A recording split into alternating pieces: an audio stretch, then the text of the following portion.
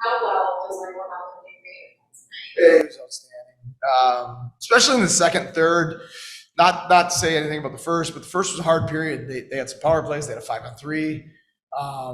They scored a couple nice goals on them, and for him to play with that composure after that was critical. And I thought obviously we were really good in the second and third, but him keeping it at 2 during some frantic moments allowed us to get out to a lead, which is important.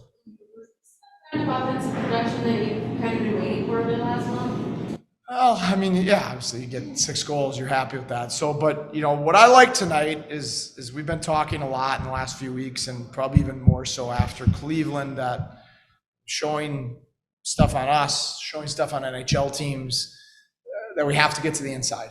It's not just about screening the goalie, but getting to the inside. That's where goals are scored anyway, but goals are scored definitely at this point of the season.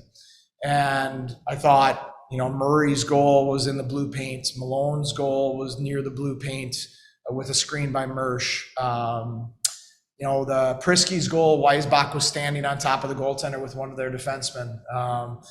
So you have that level of, and the 6th goal, our defenseman.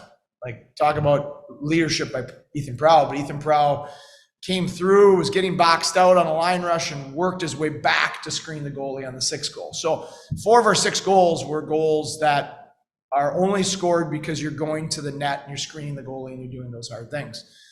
The 2 other goals were really skilled. That's great.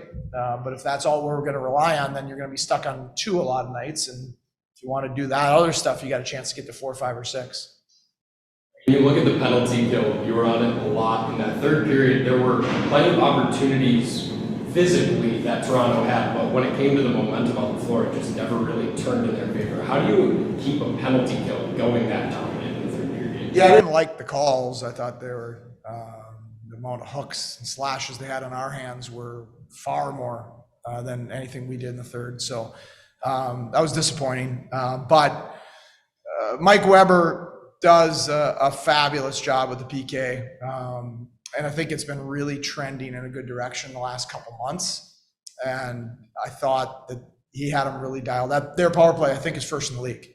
So he had them really dialed tonight on taking away their strengths. We had a will to block shots, which was important on the penalty kill. And then anytime your kill does well, your goaltender is a big part of it. And Michael Hauser was really good in the kill tonight.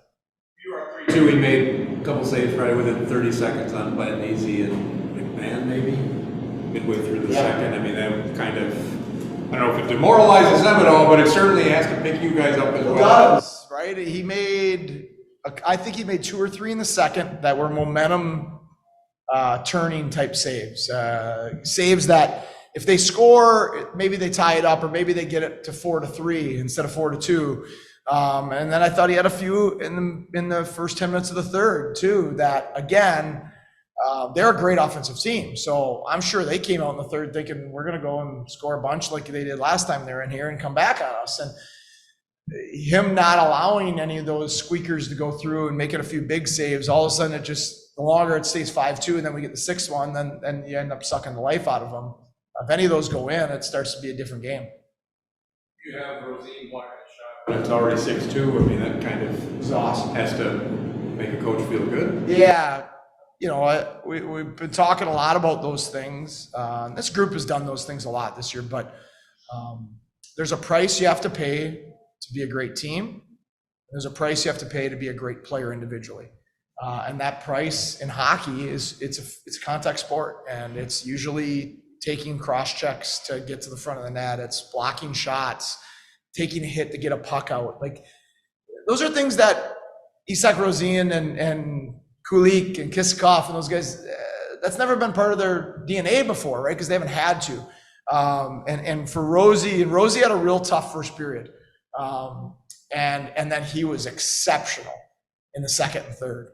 And I thought that block shot was an awesome sign of what a competitor that young man is, what a good teammate he is. You certainly don't have it. 6-2. Someone goes in at 6-3. Easy not to, especially as a 19-year-old first-round draft pick. Easy not to. Easy to think that's not my job. That's somebody else's job. I thought that was awesome. Is that also an indication how much he's matured this season? Because you say he has not so great of a first grade. The last 2 years of the game, and he doesn't let up just because he had a bad first period now. Yeah, this is why, I say it all the time, adversity fuels growth. Scoring all these goals in junior hockey, it gives you a little bit of false confidence. Playing here, being in the American League at 18, 19 years old, like a bunch of our guys are, going through failure, adversity, getting knocked off the puck. He had a really poor start. He had a really poor power play shift, and I took him off the power play. And there's no pouting. It's not gonna mean he's not gonna be off the power play forever. He's a first round draft pick. He's gonna be back on there, but just the message is just work, right? Just keep working. And I thought his response in the second and third period was outstanding, and his skill and his compete, puck battles, his block shots, and that's what you want to see out of your top prospects. No feeling sorry for yourself. No, woe is me.